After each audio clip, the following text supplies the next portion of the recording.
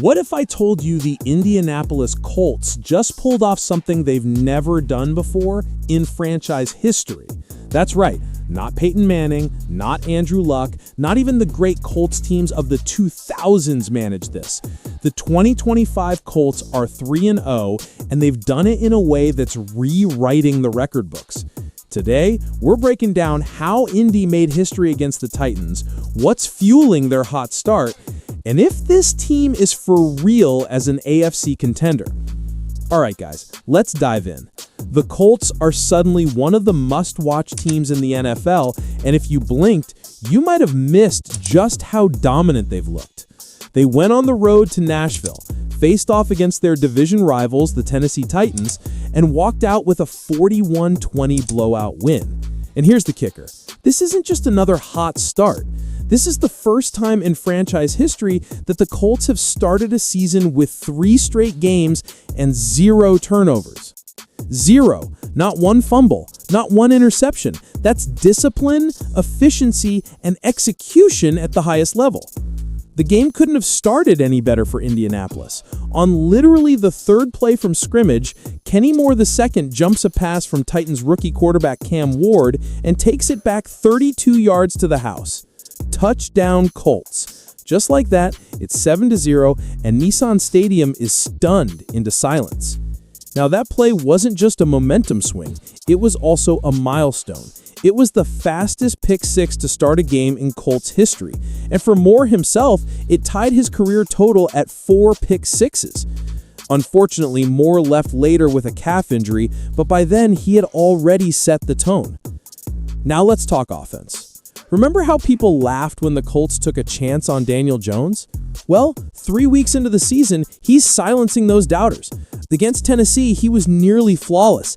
18 of 25 for 228 yards and a laser of a 20-yard touchdown to Michael Pittman Jr. What impressed me most wasn't just the stat line. It was how Jones distributed the ball. He didn't force throws. He kept the Titans' defense guessing, making them cover the entire field. When Jones is playing within himself like this and the Colts offensive line is protecting, this offense is dangerous. And then there's Jonathan Taylor. Man, when this guy is healthy, he's still one of the best backs in football. He went for 102 yards on just 17 carries and punched in 3 touchdowns. That's efficiency, that's explosiveness, that's dominance. Taylor capped one drive with a tough 1-yard plunge, then broke free later for a highlight 46-yard touchdown run following rookie tight end Tyler Warren as his lead blocker. That play basically broke Tennessee's spirit. And here's some history for you.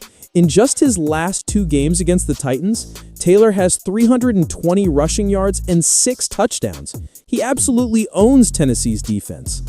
But it doesn't stop there. With this performance, Taylor joined an elite club, guys like Arian Foster, Adrian Peterson, and LaDainian Tomlinson, by hitting 7,500 scrimmage yards and 60 total touchdowns in just his first 70 career games. Folks, that's Hall of Fame company. This Colts offense has been nothing short of historic through 3 games. They've outscored opponents 103-56. That's nearly double.